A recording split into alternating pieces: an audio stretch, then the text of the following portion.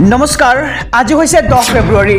অসমৰ লগতে ভাৰতৰ বিভিন্ন প্ৰান্তৰ পৰা আজি সন্ধিয়াৰ কেইবাটাও খবৰ আহি পৰিছে এই মুহূৰ্তত জনাইছো আজিৰ প্ৰথমটো খবৰ আজি হৈছে 10 জানুৱাৰী আৰু আজিৰ দিনটোতে ৰাজ্যৰ লাখ লাখ মহিলাসকলৰ একাউণ্টত সোমাই পৰিছে ধন মহিলাসকলৰ একাউণ্টত সোমালনে ধন পৰীক্ষা কৰক নিজৰ একাউণ্ট আৰু ধন নাপালে আপুনি দিব পাৰিব অভিযোগ এটা নম্বৰৰ জৰিয়তে আপুনি কেনেদৰে কি কৰিব আমি সবিশেষ জনাই যাম আমাৰ সমুদৰ্শকক অৰুণোদয় বৃদ্ধ পেঞ্চন দিব্যাংগ বিধৱা পেঞ্চনৰ ধন সোমালনে আপোনাৰ একাউণ্টত কোনো হিতাধিকাৰীয়ে যদি লাভ কৰা নাই ধন তেন্তে ক'ত আৰু কেনেদৰে কৰিব অভিযোগ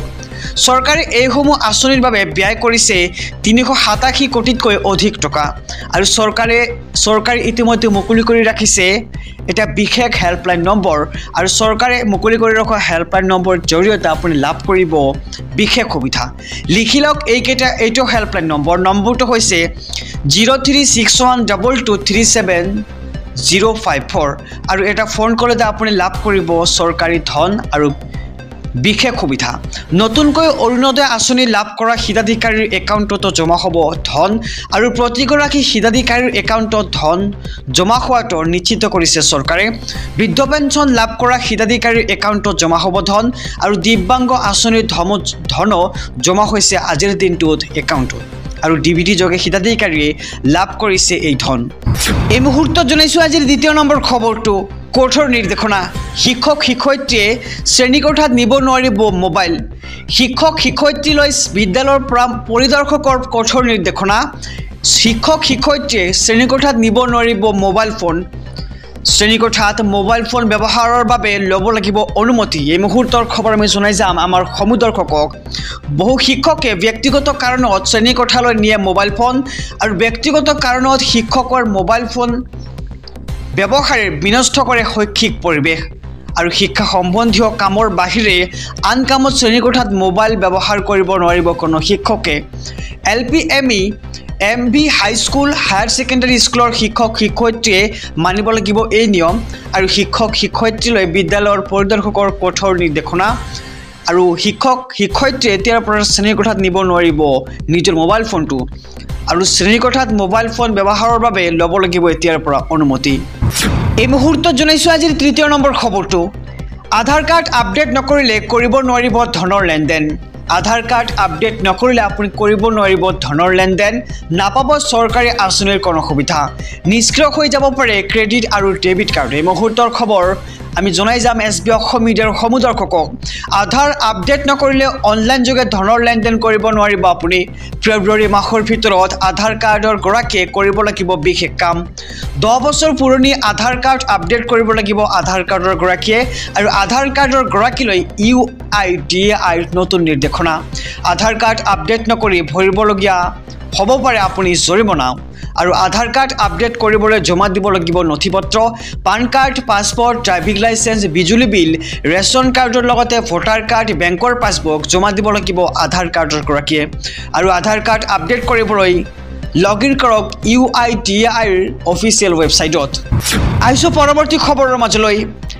বাংলাদেশত নিষিদ্ধ হ'ব শক্তিশালী দল আৱামী লীগ বাংলাদেশত নিষিদ্ধ কৰা হ'ব আৱামী লীগ হাসিনাৰ আৱামী লীগ নিষিদ্ধ হ'ব এতিয়া বাংলাদেশ চৰকাৰৰ ডাঙৰ সিদ্ধান্ত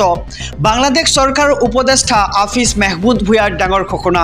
আৱামী লীগক নিষিদ্ধ কৰাৰ বাবে এক হৈছে ৰাজনৈতিক দলসমূহ আৰু শেখ হাসিনাৰ বিৰুদ্ধে নীত হৈছে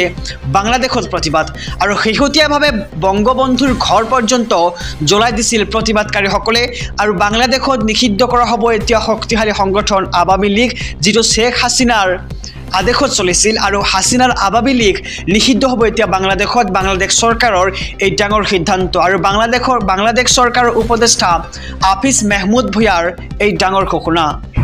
আহিছো আন এক গুৰুত্বপূৰ্ণ খবৰৰ মাজলৈ ৰাজনৈতিক প্ৰেক্ষাপটৰ এটি ডাঙৰ খবৰ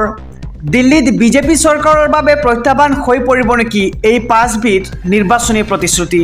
কি নিৰ্বাচনী প্ৰতিশ্ৰুতি দিছিল বিজেপি চৰকাৰে আমি সবিশেষ জনাই যাম আমাৰ সমুদৰ্শকক আৰু যি নিৰ্বাচনী প্ৰতিশ্ৰুতিৰ বাবে এতিয়া প্ৰত্যাহ্বান হৈ পৰিব বিজেপি চৰকাৰ দিল্লীত সুদীৰ্ঘ 27 বছৰৰ মূৰত দিল্লী বিধানসভা নিৰ্বাচনত গতিকে বিজেপিয়ে পূৰ্বৰ চৰকাৰৰ আঁচনিবোৰত কি হাল সলনি কৰে হেয়া হ'ব অতি লক্ষণীয় দিল্লী চৰকাৰৰ আয় কম ব্যয় অধিক 2025 আৰু 26 বিত্তীয় বৰ্ষৰ বাবে দিল্লীৰ বাজেট হৈছে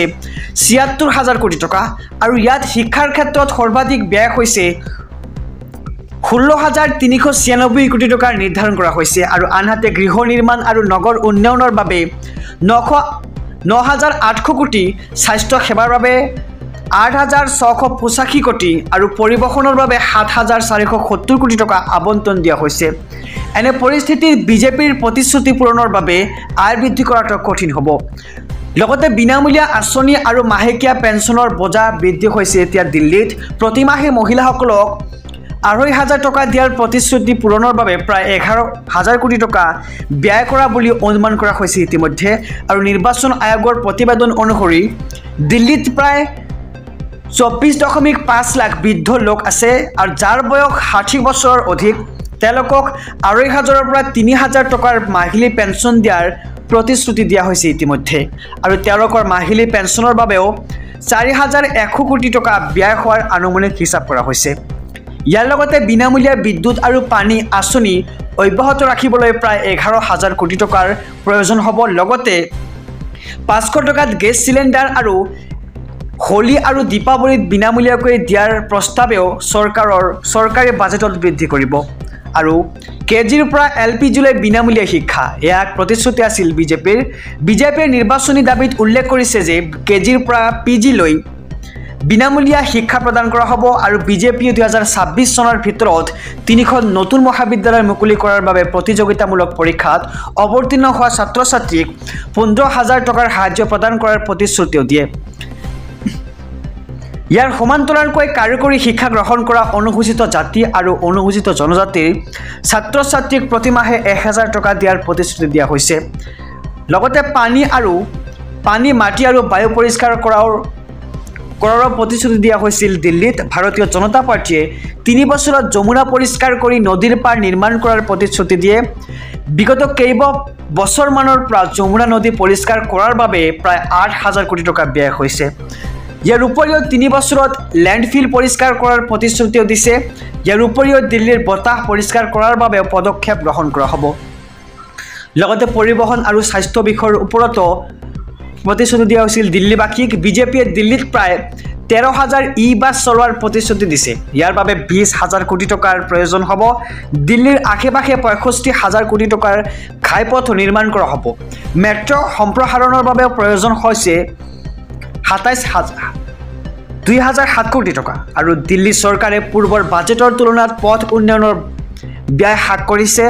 ২০২৩ আৰু ২৪ বিত্তীয় বৰ্ষত ৩,১২৬ কোটি টকা ব্যয় কৰাৰ প্ৰস্তাৱ দিয়া হৈছিল, যিটো ২০২৪ আৰু ২৫ চনত ১,৭৬৮ কোটি টকালৈ হ্ৰাস পাইছিল। ইয়াৰ সমান্তৰালকৈ দিল্লীত বিজেপিয়ে স্বাস্থ্য খণ্ডৰ প্ৰিয় আঁচনি PM আয়ুষ্মান ভাৰত যোজনাও আৰম্ভ কৰিব। ইয়াৰ অধীনত ৫ লাখ টকা পৰ্যন্ত চিকিৎসা বিনামূলীয়াকৈ প্ৰদান কৰা হ'ব। ইয়াত ৭০ বছৰ বয়সলৈকে বয়সীয়াল লোকক চিকিৎসা কৰা হ'ব। ইয়াৰ সমান্তৰালকৈ গৰ্ভৱতী মহিলাসকলকো ২১,০০০ কোটি টকাৰ আৰ্থিক সাহায্যৰ লগতে ৬টা নিউট্ৰিচন কিট প্ৰদান কৰা হ'ব।